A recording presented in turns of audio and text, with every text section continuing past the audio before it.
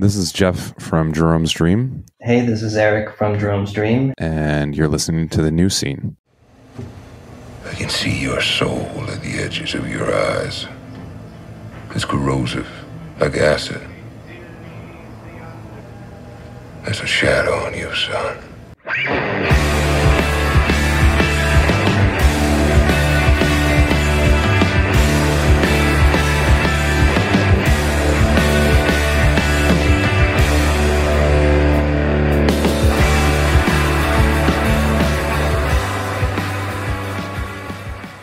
Hello, everybody, and welcome to The New Scene. This is Keith. And Tommy. And we are back with another classic episode of a classic show that you all know and love. And folks, we are completing the California Takeover trifecta tonight with Daryl Taberski of Snapcase. Folks, this is a big one. We're looking forward to it. We're so happy that we've gotten to speak to Strife and Earth Crisis and now Snapcase, and it's going to be great. I love it. Snapcase is one of those bands that had such a unique sound that I'm so excited to just talk to them about how that came about. Like, I'm really excited to hear the evolution of like the sound of them. Exactly. And they didn't fit the Victory prototype. Wait, explain. Victory was like a lot of really tough sounding bands. Okay. Yeah. Okay. I see what you're saying. Yeah. No, I didn't listen to a lot of that stuff back then because I was so terrified of everybody who went to the shows. And Snapcase is amazing and has great mosh parts and all that stuff, but they were more in the realm of like post-hardcore, Quicksand, Helmet, that kind of stuff. Yes. So I'm interested in exploring that angle with Daryl and asking about everything. We will cover it all, Tommy. Can we please address the snare sound? Oh, of course. It's like question number one, not how are you? How'd you decide on the piccolo snare? Daryl, do you realize that snare sound is famous? Yeah, we're going to cover it all. We're very excited. And what's going on, Tommy? How are you? Today I'm a little stressed out. We had a bunch of teachers out because of COVID symptoms. So there's a lot of coverage. So it's like, we don't hire substitute teachers, so I was covering a lot of classes. So I actually didn't get a break today except for about 20 minutes when the kids went to lunch. And didn't you have 4.5 hours of parent-teacher conferences the other day? Yeah, that was actually really stressful in that it's easier to do parent-teacher conferences at school, but with COVID protocols, you are not allowed to have visitors in the building. So I had to do them all virtually, which meant I also had to send out 18 separate Google Meet links, and I had to put them all on the calendar.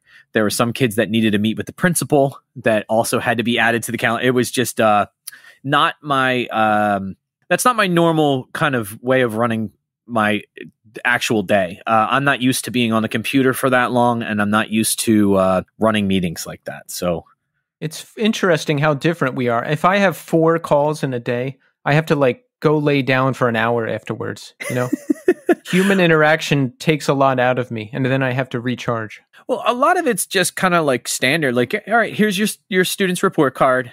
Here are some of the issues I'm seeing from some of the teachers. Would you like me to set up a conference with any of the other teachers so you can speak with them directly?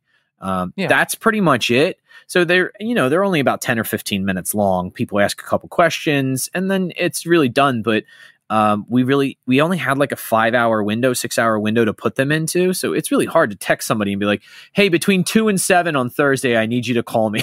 Like, it's really a pain in the butt. That's a pretty big window.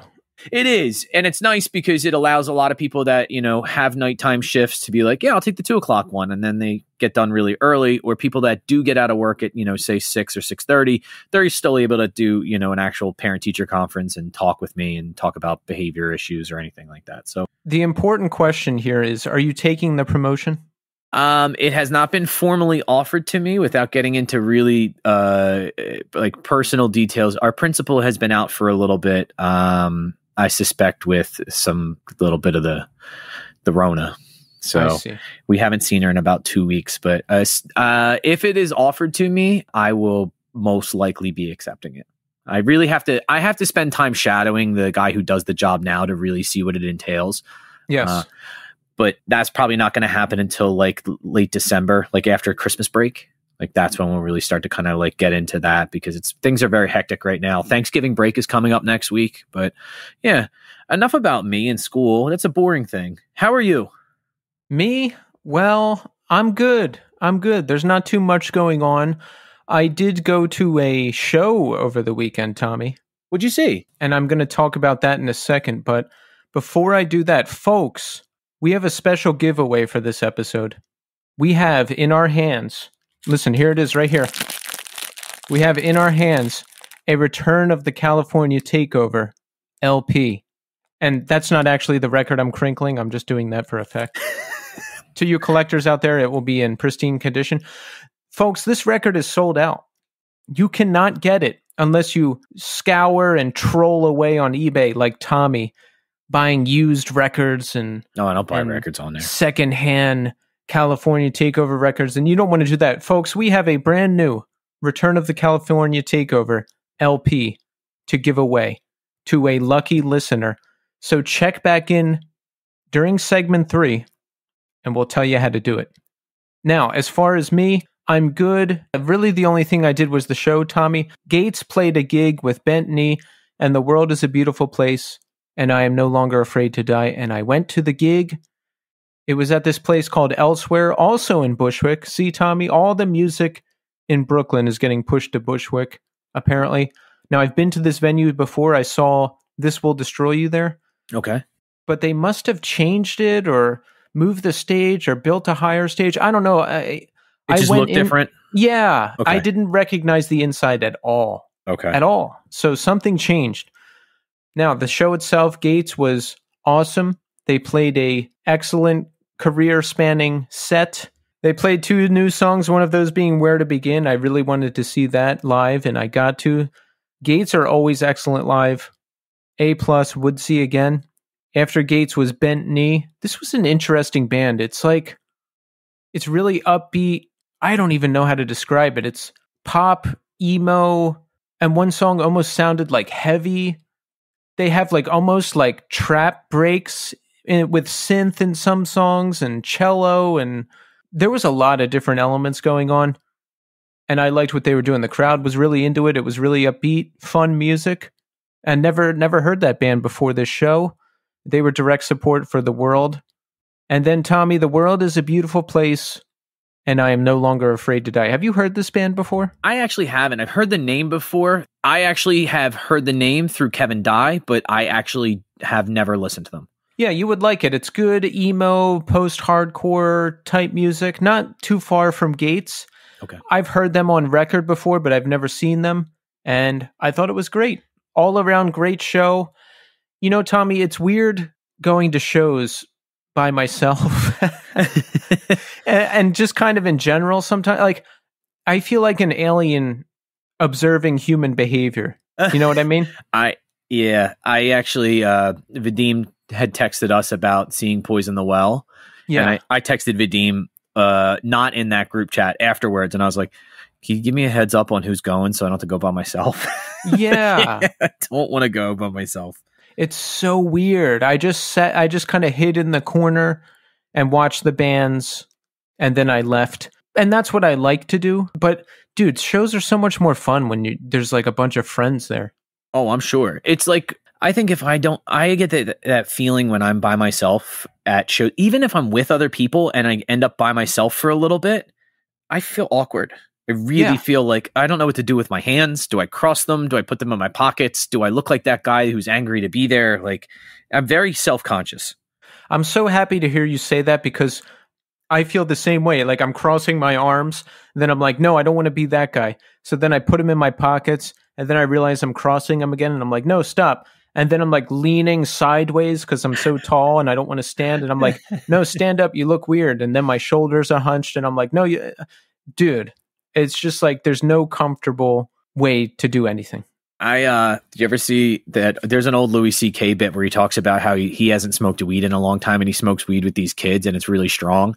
So he doesn't know how to act like a normal person. So he's literally like, I'm trying to make eye contact with people, but I feel like I'm staring too long. So he's like, I'm literally in my head looking at someone and going 5, 4, 3, 2. Okay, look at the next person. He's like, I'm pretending. He's like, I'm feeling like I'm pretending to be a regular person and not acting like I'm incredibly high. I was like, I've been in that situation and not been high. I've just been incredibly awkward in the moment and being like, how do I pretend to be normal at this time?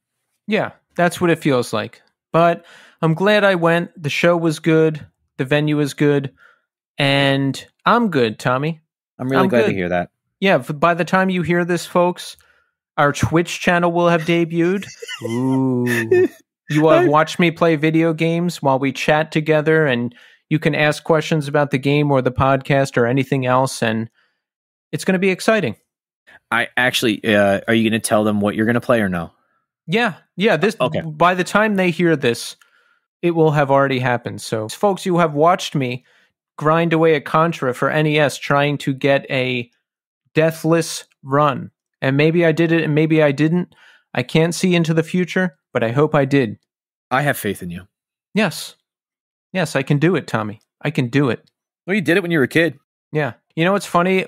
Because there's like a week delay in us recording and putting up the show, I have to do overdubs a lot of time because I forget stuff or I mess something up. Mm-hmm. And I always think of The Simpsons when they go to Camp Krusty. Mr. Black. Yeah. Hello, this is Mr. Black. We are very happy to be with Mr. Black. Oh, God. Good times. These Gucci watches have to be on the streets of Saigon by Friday. Well, folks, that's it for segment 1. Once again, we have a return of the California Takeover LP to give away in segment 3. So check in to see how to acquire it. It's going to be very exciting. But folks, now we're going to talk to Daryl Taberski of Snapcase. Enjoy. All right, folks, we're here now with Daryl Taberski. Daryl, welcome to the show. Thank you for having me, guys. It's nice to be here. We're very excited that you're here, Daryl. You know, we've got the return of the California Takeover record coming out. You've got a rich history with Snapcase, and we want to cover all that. But first, Daryl, I have to ask, how are you doing today?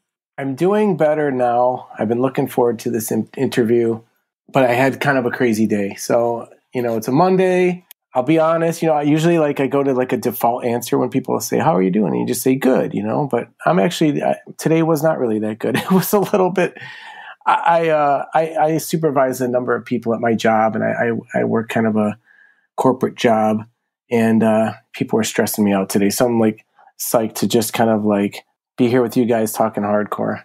Yes, absolutely. I work a very corporate job where I do a lot of, it's almost like hosting a podcast. I schedule calls with tons of people, and I have to coordinate everything and collect information, and it's very stressful.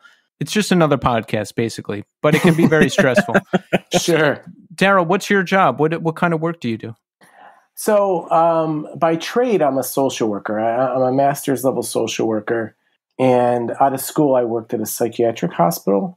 And I was, an inpatient psychiatric counselor, but quickly ended up in management. And then shortly after that, became a director at the hospital. And I did everything from, training all of the staff, from nurses, counselors, social workers, doctors, all the way including our maintenance staff and our kitchen staff on how to diffuse, crisis intervention, things like that. But I did marketing for them. I ran leadership meetings. I mean, it was endless. And, and I also was involved in some pretty heavy, psychiatric crisis interventions, with patients. But that's one of my passions. And, but now I left there, and I work a really a more boring version of that. I'm in management for a national insurance company for health insurance, but my department handles all the behavioral health, so substance use disorders and mental health. How long have you been in that line of work? Since 2006.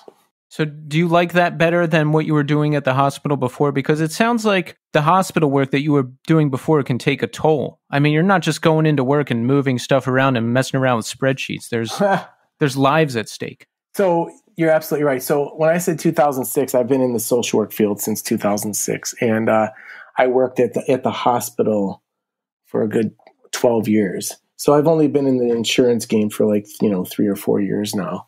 But I'm working from home.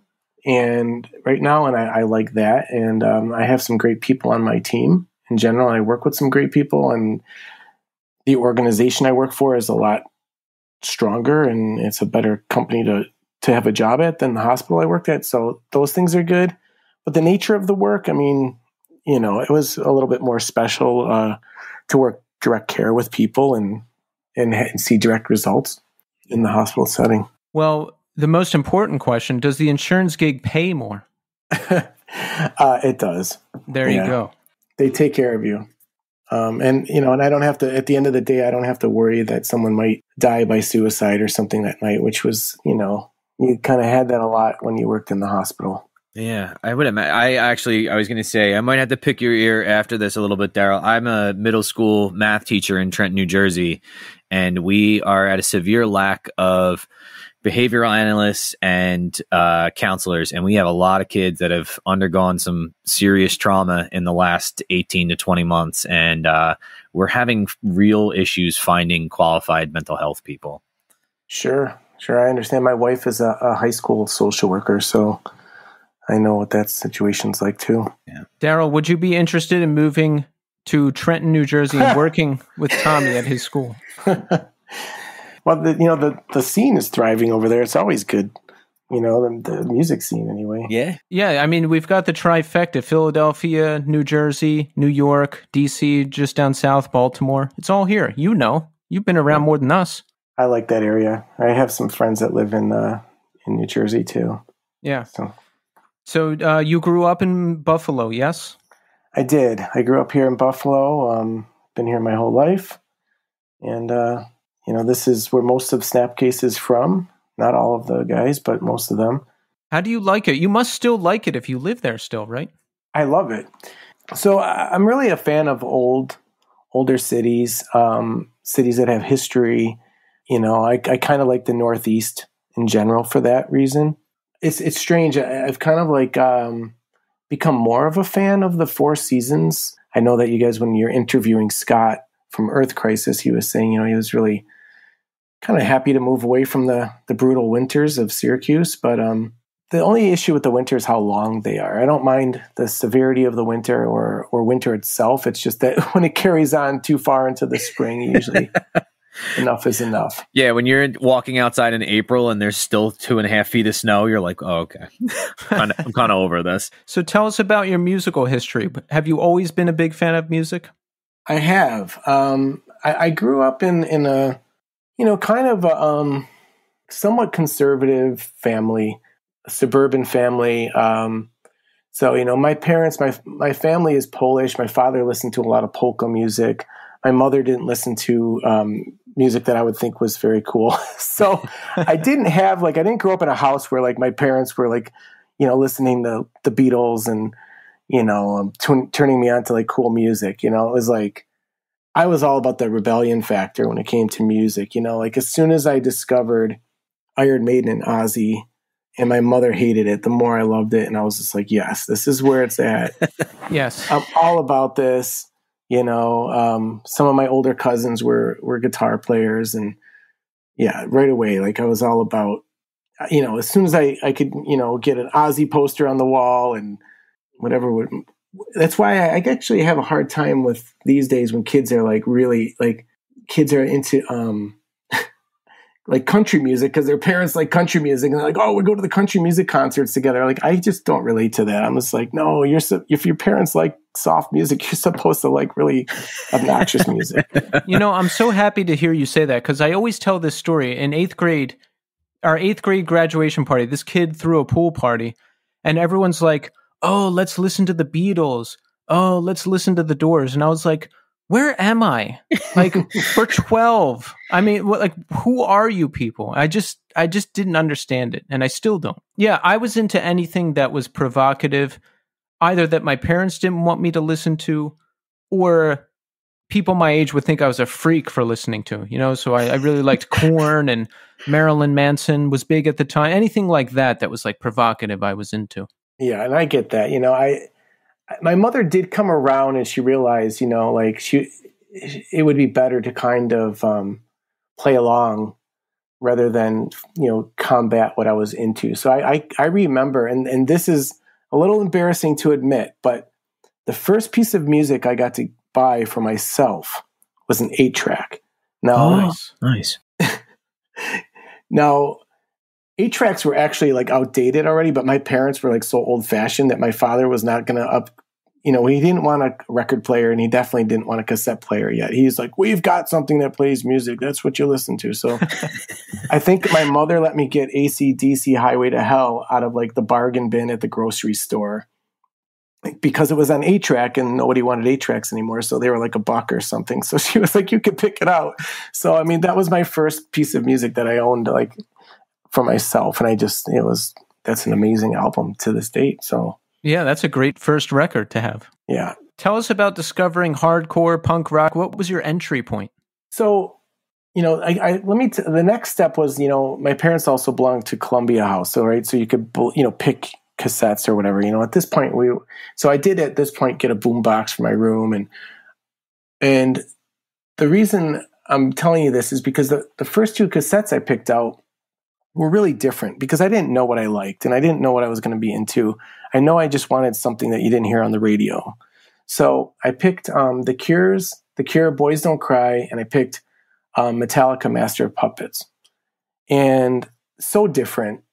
And but that was all I had. And I loved those 2 albums, and I just loved those records. And the reason I tell you this is because I've always sort of struggled as far as like finding the musical identity of like, where do I fit? Where does this fit? Where does Snapcase fit? Because this theme kind of carried on through all of it, where I started out with these 2 kind of like polar opposite albums. And then growing up in Buffalo, now Buffalo doesn't have a lot of famous musicians, but like early on, Rick James came from Buffalo.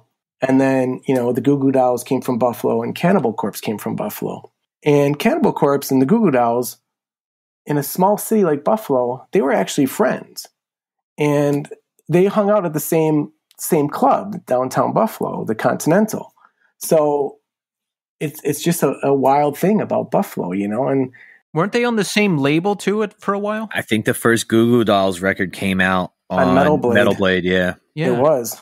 So in those days, Buffalo State College had an amazing radio station. They still do, but they had a hardcore radio show on Thursday nights. It was punk hardcore. And that was the thing. My friends and I, we would, living in the suburbs, you had to kind of like put tinfoil on your antenna and connect it to like the metal screen on the window, so you could get the station in. And it went way too late for me because I had to get up early for school, but I used to just press record, and then when the tape would like get to the end, it would pop and it would wake me up, and I'd flip it over in my sleep and hit recording. And then the next day I was just so excited, to go to school and listen to like what was on the radio show the night before. And this is where I learned all about like everything from Black Flag to New York hardcore, Misfits, Dead Kennedys, all of that stuff, that just like, oh my God, it just hit me. And then I started hearing about shows. And so I started going to shows, and I think the first show I went to was SNFU, who was an amazing band from Canada. And then my second show was the Bad Brains. Oh, nice. And an early incarnation of Zero Tolerance, they played that show. They were called Third Man In, or it might have been New Balance. So those 2 bands were basically Zero Tolerance before they became Zero Tolerance. And then the Goo Goo Dolls actually popped on right before the Bad Brains, and they played a set too. Were they actually a heavy band before that big single? Or were they just like more alternative? Because people say like, oh, they were a metal band, but were they like really a metal band? No, they weren't metal. They were like an obnoxious punk band. And in fact, they were buddies with early version of Sam I Am. And I think they even toured together with Sam I Am. Oh, wow. The Bad Brains show was like, that show just was like earth-shattering to me. It just blew my mind. The Bad Brains, there's never been a band like them ever again. But when that early version of Zero Tolerance played, they were a straight edge band and a hardcore band. And I remember they get up on stage and they're doing their fast beat hardcore with the mosh parts. And they looked like Youth of Today, even though they weren't Youth of Today, but they were Buffalo's version of Youth of Today. And I remember some guy in the crowd with a mohawk was like straight edge sucks. And the singer literally like walked right up to the front of the stage, got right up to the guy's face and was like, shut up. And like, I was like, well, these guys are crazy, you know? And I just went home like thinking like, what is this straight edge hardcore all about? You know, like crazy. So that's where that kind of started. Did you get into that? Were you part of straight edge? Is that something that appealed to you? It was. And, you know, I was so young that I wasn't really like kind of into drinking anyway. And I grew up in such a conservative family and, you know, I only had so much freedom. In fact, I got grounded the night of that Bad Brain show because my father said to be outside at a certain time and it went a little late and I didn't come out on time. But yes, I gravitated to the straight edge right away. And I think, you know, probably either the next show or within the next few shows after that, I saw Youth of Today. Ray was just so compelling on stage and just made such an impression that I think I liked everything about the movement. And I thought that being straight edge was actually very punk rock because the mainstream in my school, everybody was into partying. And if you wanted to fit in, well, you partied, you know, you drank, you'd smoke pot. But like, if you were kind of more rebellious, you kind of rebelled against it. So I think I kind of gravitated to that at that point. It's interesting. When I was younger, those, I guess you would call them fringe movements were appealing to me. I don't know, anything that was different. I remember being really into the idea of Krishna, like Krishna core, that thing, because I was big into 108 and the whole, you know, no eating meat and no drinking and no gambling and all that stuff. I didn't have the willpower to actually not do any of that stuff, but the movement seemed appealing, the different lifestyles. No, I think that's what a lot of us are looking for is that we, you know, like Daryl, I had a similar upbringing with, you know, I had an Italian mother and an Irish father, very conservative. I went to an all boys private Catholic school. I was looking for something that was not what everybody else was doing. And punk and straight edge became those first things for me. It was like, this is different than everybody else. And I like this. Like that was what I latched onto, was it wasn't what everybody else was doing. And I think there's still a large part of hardcore is that we look for something different. And I think that's a huge part of what we look for. Right. And that's sort of the first step of it. And, you know, I'd like to, you know, get into that a little bit.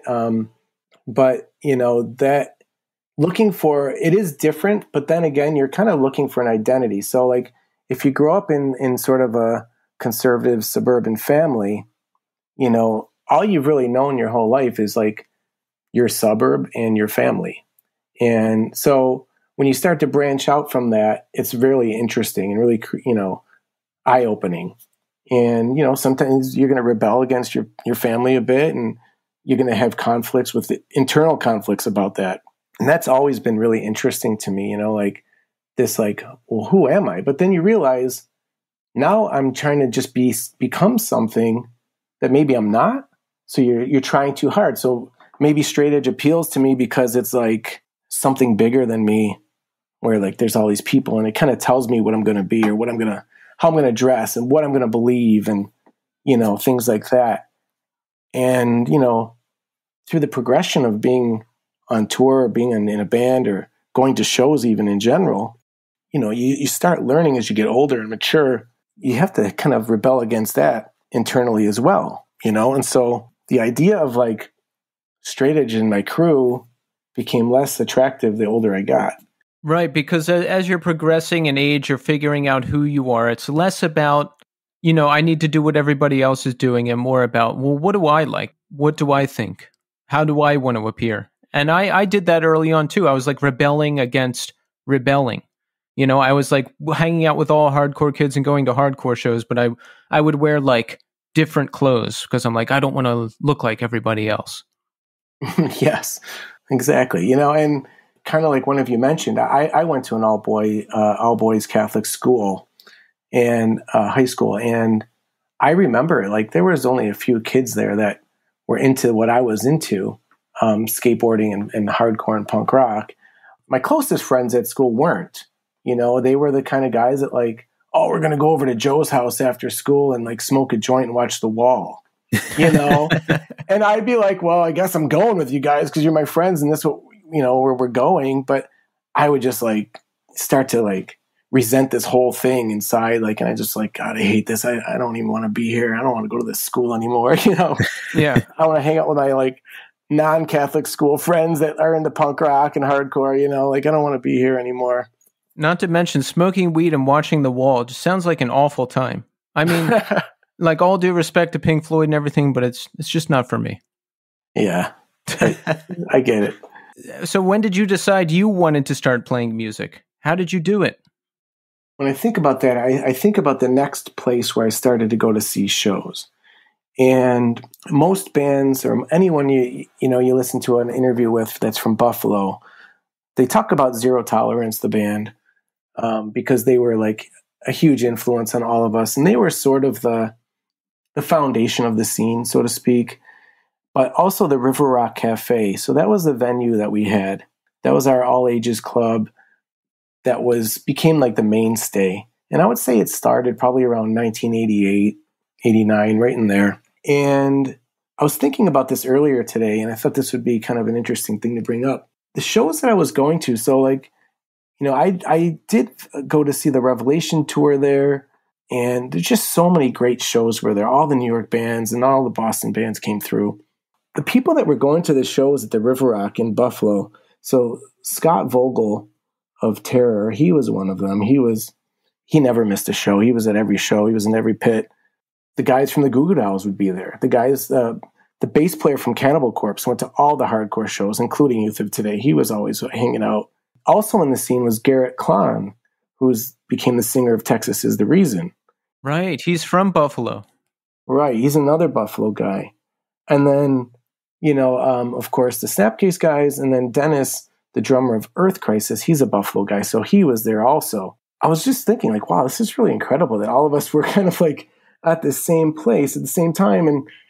And it goes even further than that because we had a drummer in one of our early lineups, Jason Korkunis, and he was at all these shows. And he now plays in the Hot Snakes. And he's been in so many bands. He's worth looking up. And another guy is Johnny Chow, who played in, after he moved out of Buffalo, he played in some New York bands, but then he moved to Brazil and was in Cavalier Conspiracy, and he's now been in Stone Sour ever since that band started. So he's another guy from the River Rock Cafe hardcore scene, so it's quite an incredible thing that was going on there at that time. Wow, what a collection of people. Yeah. And I guess that ties into, you had asked me, how did I decide I wanted to be in a band? Well, our local scene was so strong, and I would see these local bands play in Zero Tolerance. There were some other ones, and the shows were so consistent. And so not only would I get to see like a great New York band come through, but I'd see one or two Buffalo bands play. And, you're getting to a point where some of these guys are the people that you were moshing with in the pit like just 2 months ago. And all of a sudden you're thinking, oh, I could do that too. I would love to do that. My cousin Scott was playing guitar, but he was not into punk and hardcore. He was just like a few years younger, and he was learning like some really lame rock music. And I remember I got in trouble because I kind of got him into some, I think the first band I got him into was the Descendants. And my uncle came home and heard him like blasting like some vulgar Descendants song, and was like, did your cousin Daryl get you into this? And but Scott ended up becoming the guitar player of Snapcase, and one of our early versions of Snapcase, and he was a big part of Snapcase for a long time. So he and a couple of my friends, we decided to start the band. I played bass because I really didn't know how to play an instrument, and that's sort of like the default thing that happens in a punk band, right? But I was also kind of like always like one of the more motivated people in the band to kind of like make something of it. What did you do to make something of it? What steps did you take? And I always really respect when, I don't know, people 16, 17, 18 years old can pull these bands together and start playing shows and do all this stuff, because I just couldn't do it. Well, I think a big part of it is right place at the right time. You have a budding scene. You have like, the movement within the hardcore scene was just like starting to blow up at that time. Our scene was just it was kind of an approachable scene. The guys that were doing the shows, you could walk up to them at the show and say, "Hey, can I give you my demo?" And the guy was this guy, Brian Foister, and he was the guy. He brought all these great shows. And so he's like, yeah, I liked your demo. I'll put you on you guys want to play with Uniform Choice next month? It's like, I mean, that's how it was back then, like, oh my God, we're playing with Uniform Choice, So it was stuff like that, and similar to what Andrew from Strife said in his interview with you guys, and then Scott from Earth Crisis, early versions of the band, we didn't know what we wanted to be. I remember we were learning cover songs, and we'd like play one Social Distortion song off of Mommy's Little Monster, and we'd play a Minor Threat song, and we'd probably cover like a 7-second song or something like that, But, we were sort of punk. We were sort of like hardcore, New York hardcore, but we really didn't know what we were doing. We were just having fun at that point. We wanted to mosh and jump around. How does it start to cycle into what became Snapcase? So I think we played a lot of shows, and we were just like very like instantly dedicated. Like we're just going to like focus on making better songs and playing shows consistently and upping our game on stage. I think I ripped off some, I think it was like an early, so Rob Fish that sang for 108 and Resurrection, his early band was called Release. I think they played Buffalo. We stole their logo, which was actually like, I think like a Marvel character or something, Moon Knight. And we took this character, we like put X's on his hand, and we started selling the shirts, and like I think I screen printed them. I learned how to do screen printing, and I made them in my parents' basement, kind of a thing. And I don't know, people just started to pay attention, and people started moshing when we play and singing the songs, and we never looked back. We just kind of kept practicing harder and working our part-time jobs harder to buy gear and step it up. And Zero Tolerance was like, they were always like the Buffalo band that seemed like they should have been as big or bigger than the headlining bands from New York that were playing. And that was whatever they did, we all wanted to do, so whether it was buying better amps or, having more technical drumming or just we started all getting into metal. And I remember I would go to see a punk show, I'd go see a hardcore show, and we were going to see like Obituary and Morbid Angel and things like that at the same time. I mean, we were into all of this, everything that was underground. So all those different influences were creeping into your own music. Absolutely. So like when Snapcase started to develop, we put out a 7-inch with Victory. And that was when we started to kind of have a little bit more of a following outside of Western New York or outside of our region, which kind of was like Buffalo, Rochester, New York, maybe Syracuse, Erie, Pennsylvania, Cleveland. I think that was about as far as it went. But then once we were on Victory, it started to grow very, very quickly. And then once we put together Looking Glass Self, it just went crazy pretty quickly. So you saw bigger shows, bigger reactions pretty quickly after that. Yeah, I think once we played in Chicago to kind of get signed to Victory, there was no looking back. We came back. Tony said, "Yeah, I want to do a deal with you guys." And we drove home from that, and we're just like, "This is what we're gonna do, guys." We're like a big touring band now. But we were also like all still going to college, and we weren't like the type of band that was like that. Forgot. We still kind of like all mostly lived with our parents and things like that. But we were working. We all had part-time jobs, and we didn't really have a choice not to go to college. So we had to kind of like do shows every time there was a break from school, whether it was like a winter break, spring break, or the summer. So did you finish college at some point and just start touring all the time? It took me forever to finish college because we toured and I stopped going to school. And then like I'd go back to school. And then like, I think I remember I was like a semester away from graduating finally with my bachelor's in social work. And I had changed my major many times. And I think the band might have even, this is where it gets a little hazy for me, but I think this is roughly around the time when the Deftones came through and were like, yeah, we want Snapcase to go on the tour with us with Quicksand. And it's like, okay, everything else in my life can wait. I'm doing this tour, So like, that was like a dream can come true because we were really getting into that Deftones sound at the time. Yep. And Quicksand had long been one of our favorite bands.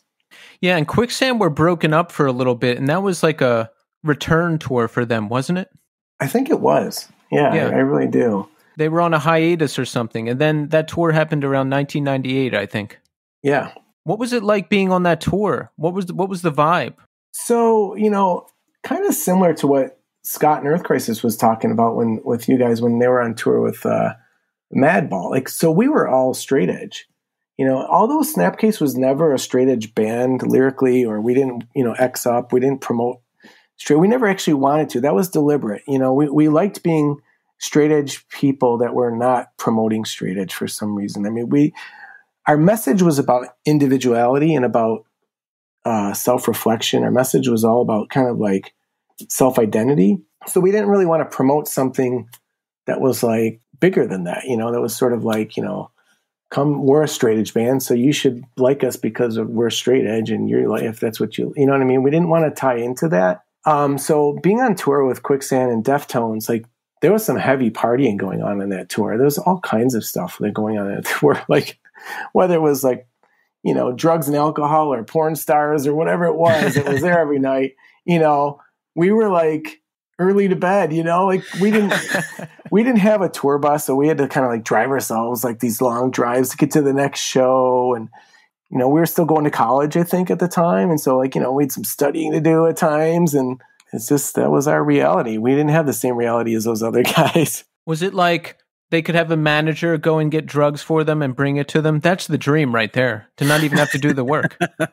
I think there was a lot of that. Yeah, I mean, there was. Oh, that's beautiful. Yeah.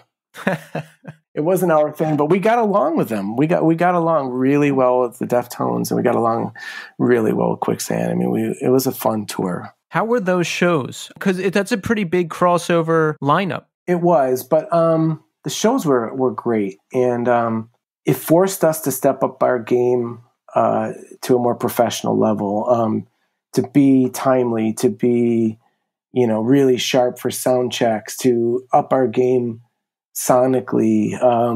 Just the whole organization of the band was kind of like a really quick study on like Rock Tour 101 versus like, hitting the hardcore circuit. It was much different. We learned a lot from every tour we did. We're really fortunate to have toured with a lot of great bands and a lot of diverse bands. And I feel like we came away for the better from every single one of those tours because we were kind of open to learning. I think Snapcase stands out in the world of hardcore. One, because I would say you're one of the gateway bands that got me into hardcore. So that's a personal thing. But two, the sound was just different, especially from the rest of the Victory roster. Yeah. You had more of a post-hardcore edge, like Helmet, Quicksand influence type stuff. And I always really liked you guys more because of that. That's kind of my thing. Yeah. And so that's kind of ties into what I mentioned earlier about, maybe it's a little bit corny, but, me starting out with The Cure and Metallica as my first two cassettes, and then growing up in Buffalo with the Goo Goo Dolls and Cannibal Corpse simultaneously. And, and then our band, we listened to all of that, youth crew hardcore from New York. We loved it. But then we also loved Agnostic Front. We loved the Cro-Mags. We loved Prong. And then Prong took us to Helmet, and we loved Helmet. We loved Quicksand. We loved Corrosion of Conformity. And, we also liked a lot of like some death metal stuff. And not to mention, we also grew up on punk. So we kind of were a band that sort of embraced it all. We never knew what we wanted to be. We never were, like there's a lot of bands that are like, oh, we just want to sound like Youth Crew, 88 New York hardcore. That was never us. We loved it all, and we just constantly struggled to find a way to put it together. And there were other bands that, like Quicksand or Verbal Assault, those were bands that were harder to define, and we loved that. That was like what we were all about. Like, how do you develop the sound? Is it just trial and error sitting in the practice space saying like, no, I don't like this, no, try that? Do you have to push it in a different direction? You do, and you have to be open to different things.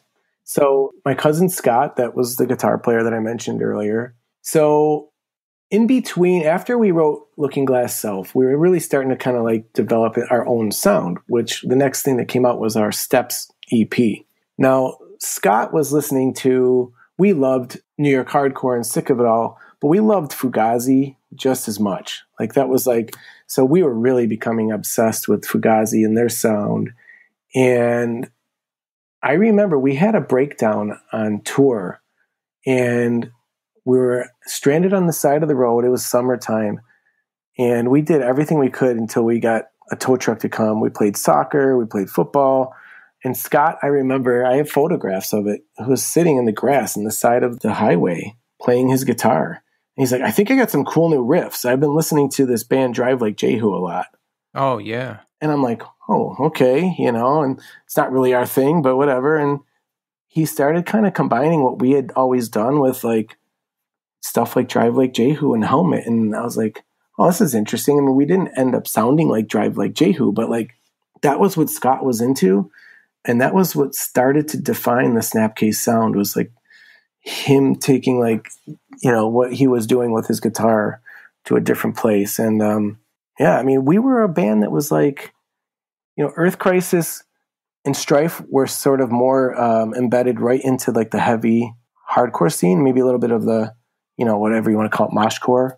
And we were too, but like, we were really tight with Texas Is the Reason and Split Lip, and we were really tight with Lifetime. And Lifetime was was our first tour where we went to California. So, we were again like, we're a victory band. We're playing this heavy music. Our crowd wants us to be heavy, but like we don't really associate with like, we're not tough guys. We're not like So I think that was kind of always an internal conflict, like as far as finding our sound and identity, and then it sort of worked out. If I'm hearing you correctly, Daryl, it's Snapcase's thing was not having a thing. Like you guys didn't define yourself by one singular thing, and you guys were so open to being like you said, like the difference between The Cure and Metallica. Like you took from everything and made it what you guys wanted. I really do think so.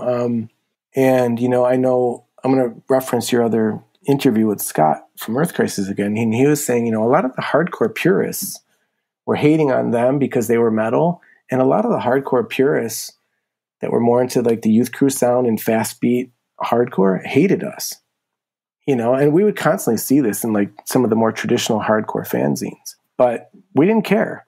We liked the fact that we were kind of coming up with something that was a little bit different. And, we didn't know what it was. We didn't know, we just knew it was us. Yeah, I'm glad you brought that up. I wanted to ask what people's reception of you was, because, now things are way more open and people are just more receptive in general, I think. But back then, definitely not so much. Yeah, I mean, it's tough because in a way people were like, underground music wasn't as accessible as it became. So, like I said, when I was younger, we listened to punk, metal, and hardcore all the same because it was all underground. But then once, it started to kind of like get finer and finer tuned in with each scene, and you had to kind of like fit into a niche, and we didn't. And an Earth Crisis didn't, like Scott was saying, so everyone that wanted every hardcore band to sound like Wide Awake and Youth of Today and Bold forever hated this sound. I think that's what kind of sparked 90s hardcore. And when us, Earth Crisis and Strife, all were on Victory at the same time, and we're new bands and we did a tour together, it was sort of like the start of something new in the scene that we weren't even really aware of as it was taking place. But, a couple years later, people were asking about this a lot. Our three bands and the Victory Records and 90s hardcore, like this is a whole new thing now. Big time. Because by the time I got into hardcore in, let's say, 98, Progression Through Unlearning had already been out, and you guys were it. I mean, you were one of the entry points for a lot of people, myself included. We were touring heavily at that time. Yeah. Let's talk about Progression Through Unlearning. Now, this is a classic album, in my opinion. I want to ask your perception of it too, but Daryl, do you know that the drum sound on this album is famous to many people? Does Tim know that too? We do. To a point where it's almost like a little bit annoying, but and the drum sound is actually a little bit annoying too, but we owe that a little bit to Helmet, a little bit to like what we wanted to do, and then a lot of it to Steve Evans at Tracks East. He cranked the snare drum. He was like, no, I'm going to tune this even higher. I want this thing to cut right through everything. Do you regret that decision, or are you okay with it? No, I don't regret it. I mean, that album sounds the way it's supposed to sound. Yes, I agree with you. I absolutely love it. We were sick of our record sounding kind of flat and dull. Live, we were a very energetic, bright band. And we came and Steve said, what do you guys want to sound like on this album? And we said, we want to sound more like our live show. We want this. And so he pushed the tempo. He pushed the sounds. He pushed, my voice more than it had ever been pushed before, which, was not easy for any of us. But Steve Evans is a huge, huge part of that album and where Snapcase went from that point on. The intro drum fill on Caboose is famous as well. I'd say it's right up there with the Quicksand drum intro for Phaser, right? For Phaser, yeah. Yeah. Oh, wow. Yeah, I don't know. But, you asked my perception of Progression Through Unlearning, and, it's tough to have perspective on your own band when you're really close to it. But now that it's so far away, and all of our records are kind of old at this point, I can go back and listen to our records, and I understand that Progression is by far the best of all of our records. I understand why it's unique. I understand why it's, in a lot of ways, the most popular one. I don't understand why some people really hang on to Looking Glass Self over Progression. But Progression Through Unlearning was really like a snapshot of a band fully dedicated to their craft at that point in time. And we lived our music and writing those songs and making those songs and making that album. I mean, that was all any of us cared about. All of us were 100% tuned in for that record. And, I'm always impressed with bands that are really hardworking. And we've toured with some of those bands. Sick of It All is one of the hardest working bands I've ever seen. Refused. When they were on their game, they were so obsessed and dedicated with getting better and better. Avail is another band that we toured with. They used to have 4-hour practices like 5 nights a week. Wow. And then after us coming from Buffalo is Every Time I Die. And I don't know if there's a harder working band in music right now than Every Time I Die. Those guys are just constantly killing it. They're like amazing. Yes, they're massive. So I don't know. I really respect that. And Progression Through Unlearning, that was Snapcase at that point in time. That was our existence, was that record. I think it was a huge leap forward in sound as well. Like Daryl, like you described, the tempos and the vocals, everything was just pushed to the max. And how much of that is intervention from Steve Evans? Did you go in there with one thing and he pushed you to take it to another place? Absolutely.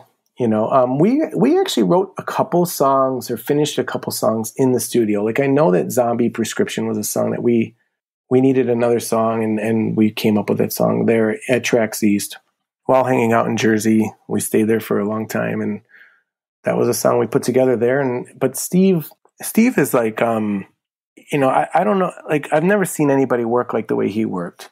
Like he worked really late at night. He was there super early in the morning. It wasn't like the rock and roll world. Like this guy was like ready to go first thing in the morning. But like that same day, even though you started at 7 a.m. or whatever, at 2 a.m, that guy is like listening to every single in our song. And like, he's making sure there is not one bit of noise in between those guitar riffs. Like he is making sure it sounds as tight and clean as possible. And if he doesn't like it, he's either going to make you play it again or he's going to find a way to edit that noise out. Obsessive. And, that's why Dillinger Escape Plan sounded the way they did. I'm sure those guys could tell you a lot about Steve Evans, Lifetime, Dead Guy. Every Time I Die, too. Yeah, and I think Earth Crisis recorded an album there. Hatebreed went there after we had recorded there. Trax East is legendary. That was the spot. If you were a band in the mid to late 90s, that was where you went, period. Absolutely.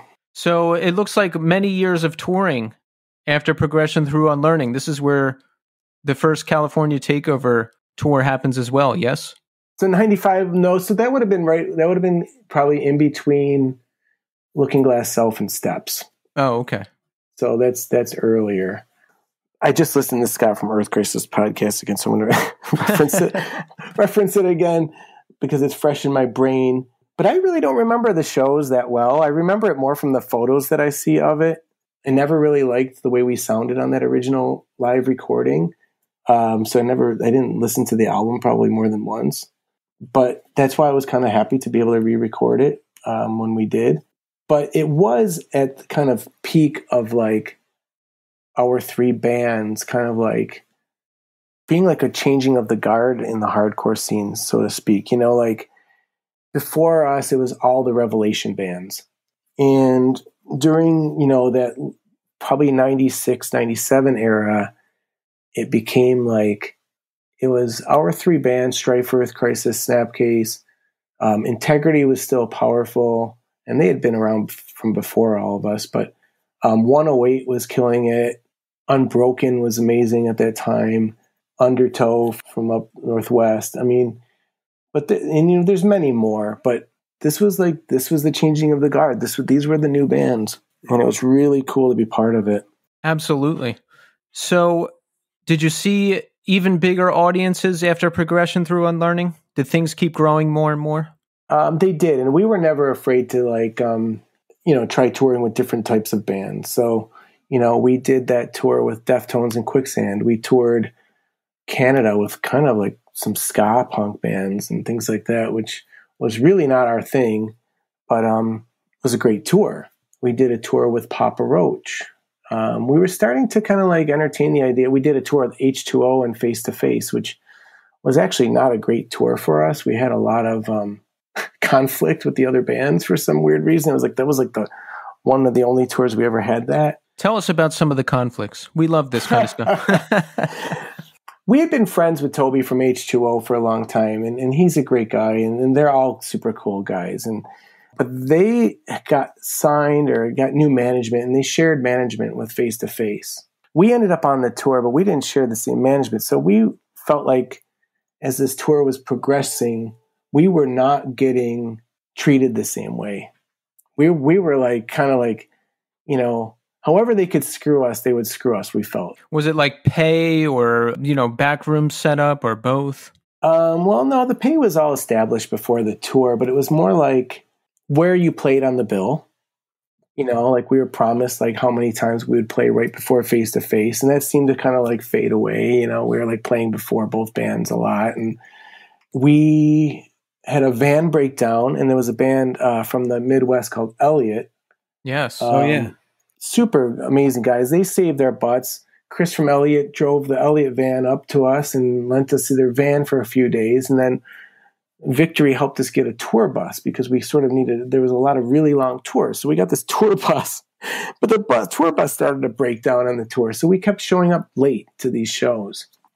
And they started to like threaten us like, oh, you guys are too late. You can't play. And we're like, well, the show didn't start. We're here. Why can't we play? We'll bring our gear and we'll do all this. And so I think we played like Detroit, and we actually showed up so late that we ended up going on after Face to Face. And it was like, okay, you're going to go on after the big headliner. And we killed it. We ripped Detroit apart. Like it was so good. And they fucking hated that. And they hated that so much. And from that point on, it got worse and worse. And we just felt like every time we showed up at the club, like no one would talk to us. They were just rude to us. There's never space on stage for our gear. We didn't have anywhere to set up our merch. It was like everything you could think of, like any way you could slight a band would happen on that tour. And it just fueled us. And we got to Phoenix, Arizona, and they said, no, you guys can't play. And we're like, well, we're here. And they're like, no, you're not playing. And so all these hardcore kids at the show in Phoenix were like, hey, there's a kind of like a local hardcore show going on down the street at a Chinese restaurant. Do you guys want to play that? And we're like, really? So we literally drove this big tour bus and parked in front of the Chinese restaurant where the local show was going on. And we played on top of the tables that they put together at the Chinese restaurant. And all these kids left the face-to-face show to go. And it was like one of the sickest hardcore shows, people stage diving off of like the countertops and stuff like that.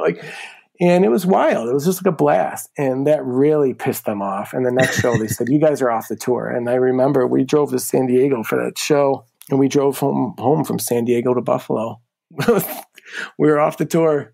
Brutal. That's got to feel good, though, that you're stealing people away from the face-to-face show after all this petty behavior. Yeah, no, it was really, really pissing us off. And we really didn't get along with that crew at all. It's interesting to hear that this stuff happens, in my eyes, to like a bigger band, which I consider you. Like I've been, on a much smaller scale, I've been to shows where like guys are acting too cool, or like they won't talk to you. They'll only talk to certain people, like all this stupid, dumb stuff that band people do. And I'm surprised to hear that this happened to you and Snapcase. Oh yeah. No, this kind of stuff happened a lot, How is it today? Like if you ran into face-to-face today, would it be cool, or would you just pretend you didn't see them? I would probably pretend I didn't see them. I see. Thank you for being honest. I appreciate that, man. No, honestly, I'm not looking to be buddies with those guys. And it wasn't even so much them as it was like the whole package. It was like the management, the road crew, everyone. Like the band had no love for us either. But like it was just like, it just was not a good fit, that tour. Daryl, how was going out with Papa Roach? We've had a guest on that toured with Papa Roach, and they said they were like the nicest dudes in the world. Papa Roach were super nice. Their crowd could give a shit about us. We didn't have a radio single. Yeah. We didn't get great reviews from the shows because, it's not your audience. Yeah. No, and yeah. But we got along. Those guys were really cool. And that was the weird thing about Snapcase, So we were doing Warped tours and we were just learning more about our influence across the country with other bands and up-and-coming bands, and it just always, I always feel honored, and it always blows me away to hear about bands that are like, oh, I love you guys. And you're thinking like, really? You guys are like on MTV all the time. Like, whether, honestly, like System of a Down and Linkin Park, and like we would get these calls from these big management companies saying, these guys want to take you on tour. They're into you guys. And, but we felt like, the Warped Tour and Deftones and Papa Roach, like as much as we liked being on those tours, they weren't really doing a lot for us as a band. And a lot of our core audience was actually abandoning us. So that was another dilemma. That's a strange thing with a band, is that like you either pursue that, like, all right, here's a more successful way to go about getting our music to more people. But then the people that are, real hardcore fans or your core fan base are like, ugh, now they're playing with these guys. And it's like, there's a kind of purist mentality. Keith and I have had this conversation with several guests before, but there's a purist kind of gatekeeper mentality with hardcore that we would like to try to do away with as much as possible. Yeah, and I agree. But I will also say that my passion is still with playing the small hardcore show. I didn't really love getting on those big production stages. I missed playing in a small, dark, sweaty club with everyone falling on top of each other. Like, that is to me where it's at. I would like a little bit of production so the sound is good and I can hear everything. But aside from that, there's nothing like the energy of a true underground punk hardcore show. Right. And that's the ultimate choice. It's like you can get on these gigantic tours with these huge bands and you play and maybe people are into you, but maybe they're not. And like maybe the band gets pushed somewhere bigger down the road. And you're just, but you're not getting that hit of an intimate hardcore show where everyone's going nuts and they absolutely love you. Right. And I think we compromised our sound a little bit during that time. Like, again, when you mentioned Progression Through Unlearning, I mean, that was, to me, where I think we kind of hit that sweet spot for the band. Like, that's kind of what we should sound like. And, Designs for Automotion came out after that. And that sounds to me like a compromised version of Progression Through Unlearning, to be quite honest. Did you compromise? Before the album was recorded and released, did everyone get together and say like, all right, we're taking this thing to the next level. Let's draw this back. Let's try this different thing. Somewhat, yes. Yeah, I would say we did. And we were becoming a regular on the Warped Tour, and in the Warped Tour, at that time, it wasn't so much about hardcore. It was just about like moving the crowd, and being a crowd pleaser. And I regret that heavily. Do you like anything about Designs for Automotion? Is there parts of it you like? Because oh no, I do. I definitely like some of those songs, and the songs that I like, I really do like. Yeah, I think that album has some of your best songs, and I remember a lot of hype leading up to the release of that record. That was a big record. I remember anticipating that coming out, and a lot of talk about it. Did you feel that too? I do, and I remember some close friends in the Buffalo scene saying, "Oh man, you guys screwed up. This record's just not as heavy. People wanted you guys to sound heavy."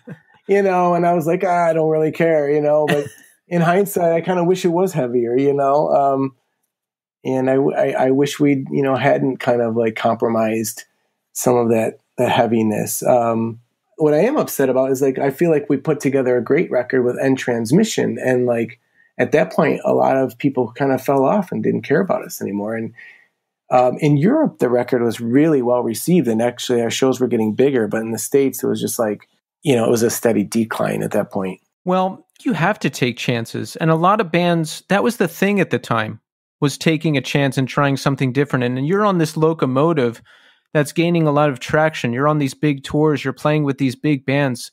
I don't know. I think you have to try something different. Yeah. And so right around 2000, 2001, 2002, this is, to me, like the bands that I was starting to really love were like Refuse, At the Drive-In, the Blood Brothers. Like these groups to me were really kind of like interesting. Yep. And they were heavy, but to me, I thought like this is where hardcore is going. But I was completely wrong. Hardcore was sort of regressing because Hatebreed blew up. And nothing against Hatebreed. I mean, that's a fantastic album, and those guys were again super hard workers, and they earned everything they got. But like I was wrong. The scene wanted more moshcore. And did not want things to get artsier and more interesting so much. So I had the same mindset as you. I thought things were going to get more progressive and there was going to be more cave-in type bands who were doing interesting things, but hardcore went the complete opposite direction and it just got super tough. Yeah, and we actually played a lot of shows. It's funny you mentioned Cave-In. That was another band that we kind of played shows with quite a bit, and we are like fans of music, and I remember like that's one of the bands that instantly got like became a regular thing that we played in the tour van, and I think what bands listen to in the tour van should be its own like fanzine or podcast or blog or something, because when I think it would surprise a lot of people, what bands were really playing a lot in there when they were on tour.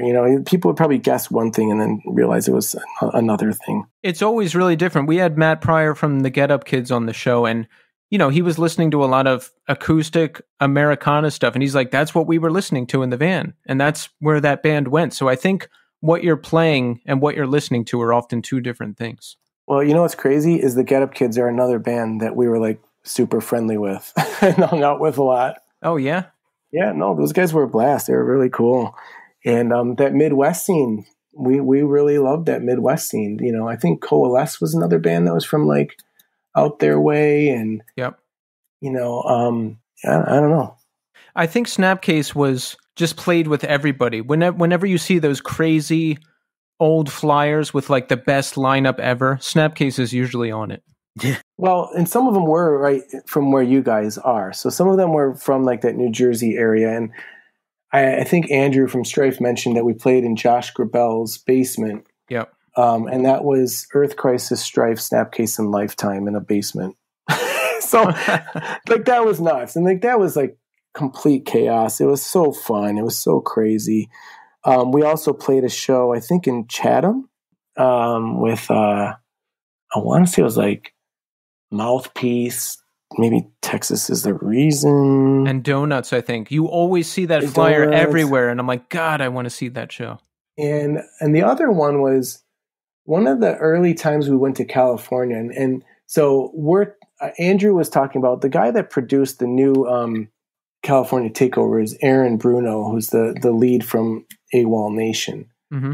And he mentioned that a really like important show for him in his musical career, and that like was like an influential show, was a show that we played out in Los Angeles in probably 95 or something like that. And I think it was Undertow, Ignite, and Strife and us.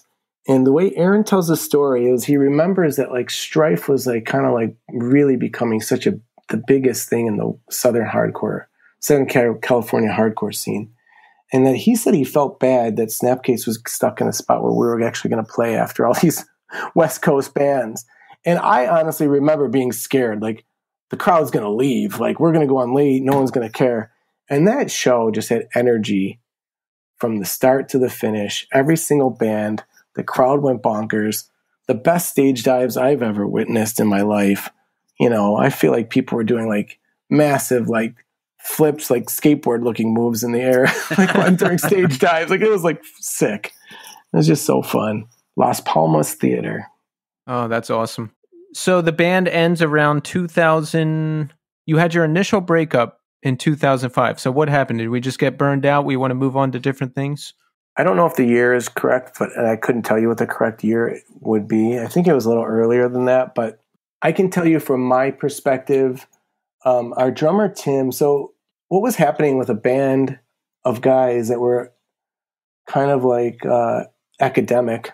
So our guitar player, Scott, my cousin, when he left the band, he continued on. He got a PhD, and he's a professor at Villanova now. Wow. Tim, our drummer, Joe Smith was another guitar player in our band on the 7-inch. I think he got a PhD or a law degree, and he works in law in Washington, D.C. And then Tim, our drummer, throughout all the albums, he got a PhD, and he's like a kind of like a professor in American Studies. So what was happening was I was seeing the guys in my band kind of move on, and we were on a tour we had a guy in the band named Ben playing drums for a long time, Ben Lithberg. He actually was from New Zealand, and he was a super cool guy. He was a great drummer, and he was a lot of fun to be on tour with. But, you know, he wasn't a guy that I grew up with, and wasn't a guy that I built the band with like Tim. So there was that. And then we were on a tour in Canada, and John, our guitar player, who does all the backup singing, and he's sort of like the face of the band, probably along with me, he didn't do the tour.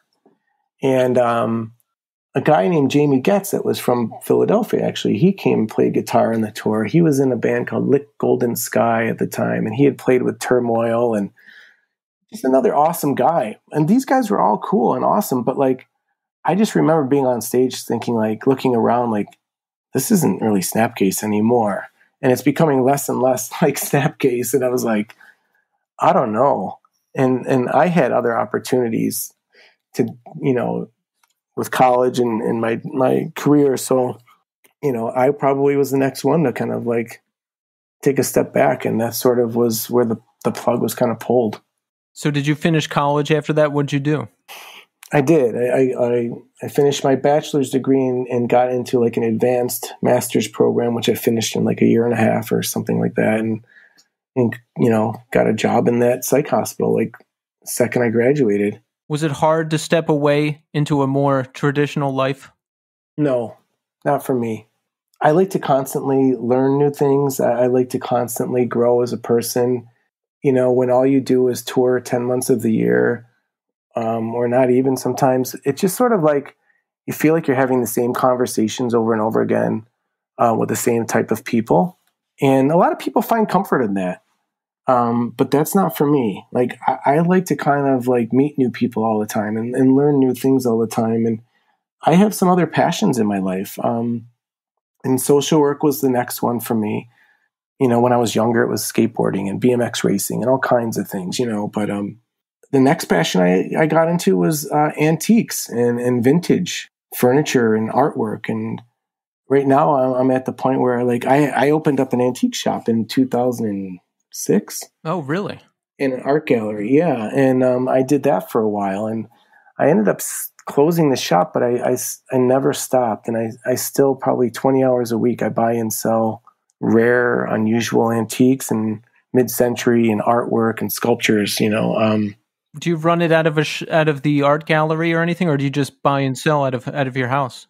It's all privately, through connections, and it's mostly higher end stuff, anywhere from like $500 to like $1 to like $10,000 paintings, stuff like that. So I want to make sure we talk about the new Return of the California Takeover record we've got coming out. Yes? Yeah, so I'm really excited about this. Again, like I mentioned, I wasn't crazy about the initial recording. I don't know if I even took it serious back then. It was sort of like, I don't think I realized what it would become or realized the enormity of that show, kind of more historically and in the, underground. So I didn't take it serious when it originally took place. And this time I did take it serious, but I didn't focus on it being recorded. But it was a lot of fun to kind of like reconnect with the Earth Crisis and Strife guys. And, it's like we are all different now that we're kind of like in a different stage of life, but we all shared the same development and growth in the mid to late 90s. And it's kind of like one of those bonds that, it just always will be there. And every time we get together, we're going to laugh at the same shit, and we're going to propel each other's bands to play a little bit harder, or, push each other a little bit more. Like I think Andrew said it wasn't competitive, but there definitely is an underlying competitiveness of the whole thing.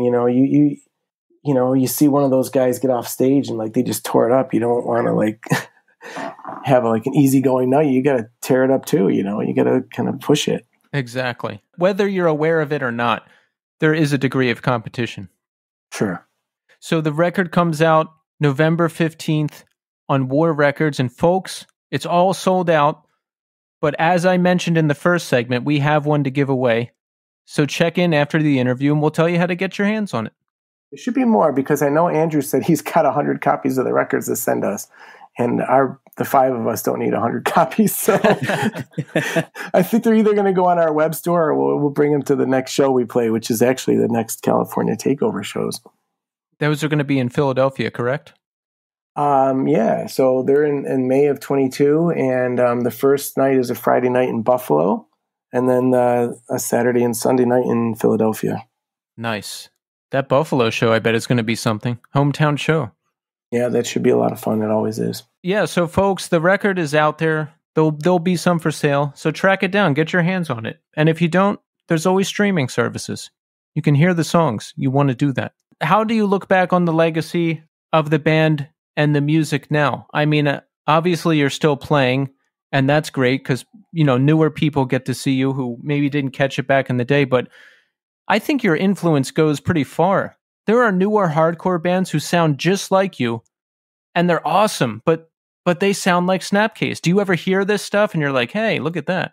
I hear it because people will say what you just said. You need to listen to this band. They sound like, a little bit like you guys, and I always feel super honored to hear that. And, it's a cool thing. And, young bands always say, what do we do? What should we do as a band? Or how do we get big? And my thought is always like, well, don't focus on getting big. Focus on like being you and being unique and putting like your heart into it and being honest with the lyrics, being honest with the music. And, that's where you got to start. But, when you're doing it, you don't always know. You never know. Like, what is this going to mean to anybody in the future?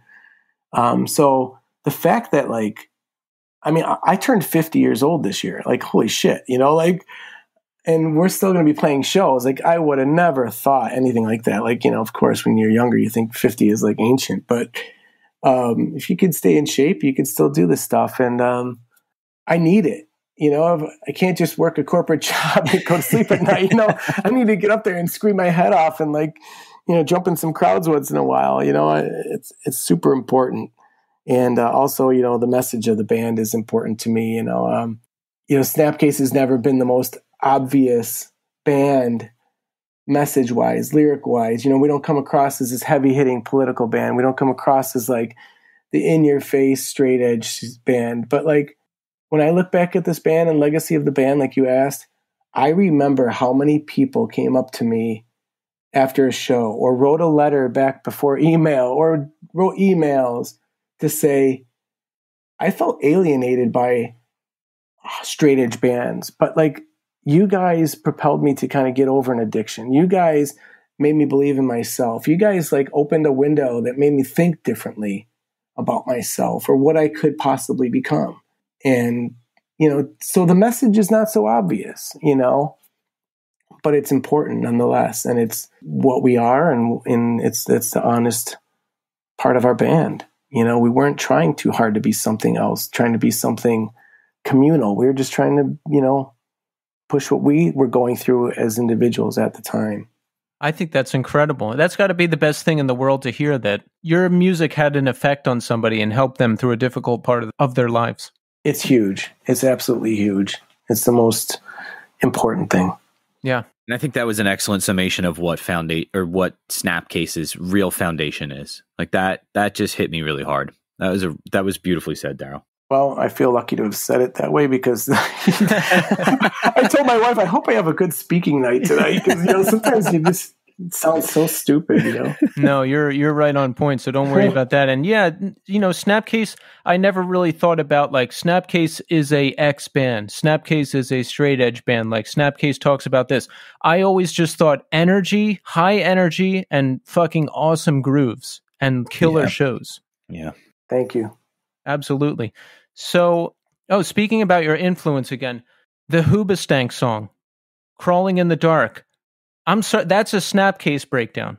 I don't know that one, no. Listen to that song. That's a Snapcase breakdown. I swear to God, they have to have heard you and just taken a breakdown. It's a Snapcase breakdown. Check it out after this. You'll see that I'm right. Cool. What is it called again? Crawling in the Dark. Crawling in the Dark. All right, I will definitely check it out. People keep telling me, Turnstile is like Snapcase now, but like times 10, and I agree. They are definitely times 10. I mean, they're way better, way more realized band than we ever were. And I think they're killing it. But I remember, so we played the Every Time I Die show in Buffalo, the Christmas show that they do every year. It's massive. Mm-hmm. And I think there was like 4,000 or 5,000 people at that thing. Whoa. And, Turnstile was on it, and I remember running into those guys in the hallway and saying, "Hey, I love you guys. You're awesome. I just want to introduce myself." And like somebody else was standing next to me, and they're like, "These guys fucking know who you are, right?" I'm like, "I have no idea. Like, I don't know. Like, do they? I mean, these guys are fucking huge. They're a cool band." So I love that, the meeting of influences and that type of thing, and that's the move. You don't want to be like, "Hey, I'm Daryl from Snapcase. You probably know me already." Like. Well, I really appreciate this, guys. Thank you so much. My day turned around. It feels good now. I'm glad. I'm glad that we could have an effect on you because your music has had such an effect on us. And Daryl, we really appreciate everything that you and Snapcase have done and are doing. I hope I get to see you on the stage again soon. And listen, I just want to say thank you so much for taking the time to speak with us. You got it. And best of luck to you guys. What you have going on with the New Scene podcast is great, and you're doing a great job. So keep it up.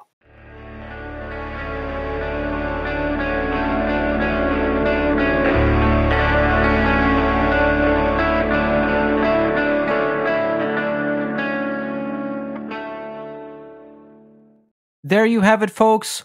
Daryl Taberski. That was an excellent conversation.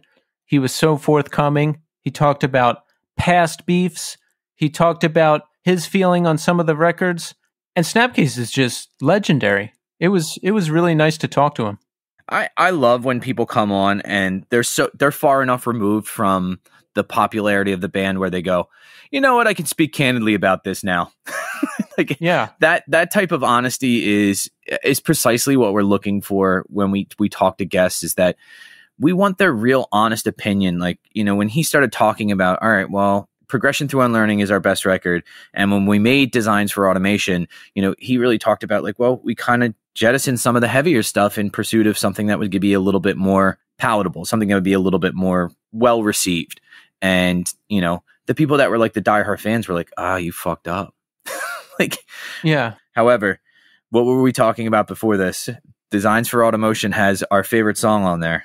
Ambition Now. Fuck yeah, dude. Dude, that is such a killer track. Like, I love that. There's a lot of good songs on that album, but I really love that album especially for that track. Yeah, that track alone is worth the price of buying a record. I'm like almost excited for the show to end just so I can go listen to it now. I already have it queued up on my phone. So as soon as I hang up, I'm going to be like, yes. And it's one of the few songs I can actually play. So I love it for that too. Oh, I don't know how to play it. I've never sat down and figured it out. Yeah, I'll show it to you if we're ever in the same room again. Do what I did before, which is just record yourself playing it and then send it to me. Send me like the little, 30-second video. I will. It's real easy to play. It's such a good song. But yeah, Snapcase, I love the band. Talking to Daryl was great. Thank you, Daryl.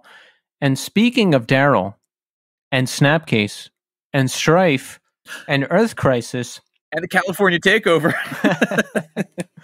We have a Return of the California Takeover record to give away. And here's how you can get it.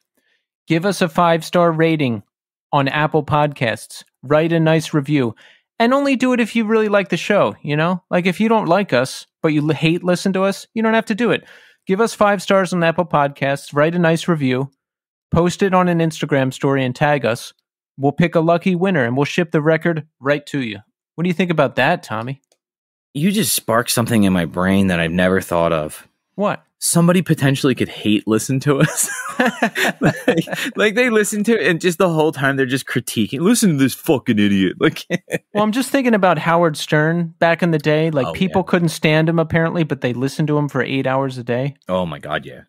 I don't think people do that with podcasts, especially ours, you know? I think if people don't like a podcast, they just tune out pretty quick. Yeah, there's a 6 dozen other ones they can go and hate those too. So yeah, if you want the record, leave a 5-star review on Apple Podcasts, post an Instagram story, tag us, New Scene Pod, and we'll pick a lucky winner to get the record.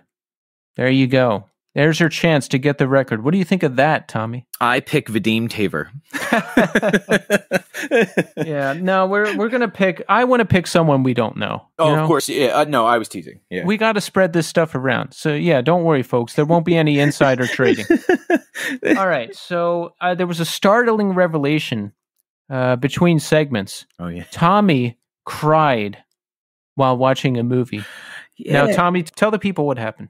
So my daughters went up to their grandparents' house on Saturday to go do like a Christmas light show thing with their grandmother. And I was home and I rarely get to watch TV by myself. So I was like, you know what? I'm going to put on a movie. And I have a bunch of DVDs downstairs. So I grabbed one of them that I was just like, I haven't seen this in forever. Let me put it on. It's Sling Blade with Billy Bob Thornton and John Ritter. The little boy's name is Lucas Black. It's a beautiful movie. If you've never seen it before, basic idea is gentleman's in a mental institution. He gets released. He is in there in the first place because he killed his mother and her boyfriend because, long story short, he ends up getting out, befriends this little boy and his mother. She has an abusive boyfriend. He's a live-in boyfriend, played by Dwight Yoakam, the country singer. Never a more fucking hateable person in the entire world. He is, I watched Dwight Yoakam play country music after I watched that movie, just to see like, wow, he's a really good musician. He is such a good actor in that movie. I can't believe he didn't win an award for it. Like you want to murder him. Like it's awful. But there's a scene in the movie where the main character, Carl, is explaining to John Ritter, who works with the little boy's mother at the supermarket. And he's like, you know, this little boy, he lives inside of his own heart. And that's an awful big place to live. And what Carl does is he makes the sacrifice of, he knows that this family will never be happy with Dwight Yoakam being around. So he makes the choice to give up his freedom and go back to the mental hospital and murders Dwight Yoakam. I just thought it was such a beautiful moment of like, in pursuit of love and pursuit of this kind of thrown together family, this, you know, mentally deficient guy makes this ultimate choice to do what's right and do what he thinks is the best move in that moment. And it was just moving. And I think about people making sacrifices on a daily basis that are, you know, minimal like that, but giving up your personal freedom for the rest of your life to make sure that a woman and her son are happy. Just really kind of thought it just struck me in a very strange way. And I wasn't like sobbing, but I shed a few tears, and I haven't cried at a movie. I couldn't think of the last time I've cried at watching a movie, and that really got me upset. So yeah, I shared that with Keith, and he was like, on the show, go. Well, it probably hit home, right? Oh yeah, for sure. Because of the whole thing, kid without a father, weird dad stuff. Yeah, like stepfather I don't necessarily get along with really well. Right. And then, right. It does hit close to home, but I think also the part that really kind of hit me is that Carl is this ideal, like he does what's right because it's right, not because he thinks other people will judge him and be like, wow, he did the right thing. He acts based on his own instinct. And it's really, it's neat to see someone. Billy Bob Thornton wrote, directed, and starred in that movie. So if you ever want to tease him about his choices and things he's acted in or things he said or whatever, go rewatch that movie and rethink everything you've ever thought about him. Because that was the movie that broke him. It was a short film first, and then it was a full-length feature. He's a phenomenal actor. Did you ever watch season 1 of Fargo, the television show? I have not. He is phenomenal in that. Are you surprised by that, Keith? No. No. I was surprised the show was that good. Oh, yeah. Yeah. It's an incredible show, but he's great. He's great. What is that on FX? Yes. Okay. I have that. I can watch that. Watch it. You will not regret it. Yeah. It's amazing. I actually, I told my mother this weekend, you need to go watch True Detective. She watched the whole first season in one day. Oh. Well, not one, but like overnight and then the next morning. Yeah. And she was like, wow, that did not disappoint. She's like, there was a lot of things in there. I didn't understand what was happening. She goes, but I loved it. I really liked that. That was she goes, it felt like an extra long movie. I was like, yep. Yeah. Yeah. It's one of the best modern TV shows by a long shot. Yeah. And you know what, Tommy? I won't make fun of you for crying at the movie because movies are one of the only things that can make me cry. And even if it's not that sad, I could shed tears. I cry. Like I'll go on a YouTube spree. I'll watch the scene in Planes, Trains, and Automobiles where John Candy tells Steve Martin that he's homeless, and there's that whole revelation. Oh yeah. And then he brings him home. That does it. Watching the ending of Halloween, the original one, makes me really emotional for some reason. I'm not sure why. Anything. I watched the trailer for Captain Fantastic after we had Steve Austin on, and I was almost in tears the entire trailer. Just movies make me very emotional. I think it comes down to like what you kind of said before. There's something that's relatable in a movie that you can kind of like pick out parts of your life that kind of fit in there, or even situations you've been in. And then it's a weird kind of mental trickery we do. We almost imagine, I don't know if you do this, but I imagine myself in that movie, or I imagine myself in that type of scenario. Mm-hmm. And I think how it would affect me. And then I get upset. I think I have such a pressure cooker of buried emotions going on that at this point in my life, there's just so many memories tied up in these movies that just watching the scenes brings it right to the surface. It's like that type of deal. Yeah, there was a short film that I showed to my writing class when I first started teaching. It was a Pixar short, and it was about these birds on a wire. And it's about one bird that gets bullied by the other birds and kind of has a laugh when he gets he kind of tricks them and gets the last laugh. It really made me upset. And some of the kids were like, we turned the lights back on. They were like, are you crying? I'm like, no, no. Write on your papers. Don't look at me. Now, folks, there's a lot of Tommy news this week. He was also hit by a man on a motorcycle. Tommy, tell the people what happened. All right, so I'm making a left that's a really difficult left across 2 lanes. So I pulled out to kind of see down the left-hand side. I could see the right-hand side really clearly, but as I'm looking out the right-hand side, I feel my car get bumped. And I'm not the way you normally get bumped when you get rear-ended, like your body would shake from front to back. It shook from side to side. So it was like, imagine my shoulders kind of tipping to one side, right? And I'm like, what the fuck was that? That was weird. And I look out the left-hand side. I don't see anything. And then I suddenly see a gentleman with a denim jacket stand up and then pick up a motorcycle. And I'm like, what the fuck just happened? What is happening right now? And the guy's pants are shredded on the side because he like laid the bike down. So he slid across the pavement for a while. His bike came to a stop at my front, my driver's side front tire, and left like a little, like the rubber from his tire got on my hubcap. And he told me in the 30-second or 45-second conversation we had, he asked me 3 or 4 times, please do not call the police. He actually, his exact words, don't call the cops. I was like, well, there's really no damage. And he like scraped it with his thumb. He was like, yeah, that rubber will come right off. You're good, right? And I'm like, yeah, we're good. Are you good? I'm looking at his jeans. They're fucking shredded. And he's like, nah, I'm good. And he kicked his leg over the motorcycle to get back on it. And I saw the back of his jacket and it said Pagan Motorcycle Club. And I was like, you know what, sir? You have a great day. You can drive wherever you'd like right now. Yeah. Bye. You know what, sir? There is damage. Don't worry about it. I'll pay for it with my own money. We're good. You're good. Everything's good. Okay, bye. But I had to call people like right after it happened, because it was like I don't know if you've ever had those moments right after an accident. You kind of like are almost like shaky, like it doesn't feel real. Yep. And I had to call Kelly on my phone. I was like, luckily enough, I have everything on my dash, so I just like pressed call Kelly's cell, and I was like, you won't believe what just happened. And she's like, how the fuck does this stuff always happen to you? I'm like, I don't know. But the guy said he hit gravel. He put the bike down and it hit the front of my car at the tire. And she's like, is your tire damaged? I'm like, well, it still has air in it. Like the warning didn't go off that my tires are low. And she's like, Jesus Christ, why do you get into this? I'm like, I didn't do anything. Look, I was trying to make a left-hand turn. I didn't do anything wrong. Tommy's getting into a lot of trouble down there in Bucks County, and we're going to have to send some folks down there to check in on him. I'm here for it. Let's go. Well, folks, this was a really fun episode. So make sure you send in those reviews and tag us so you can get this record.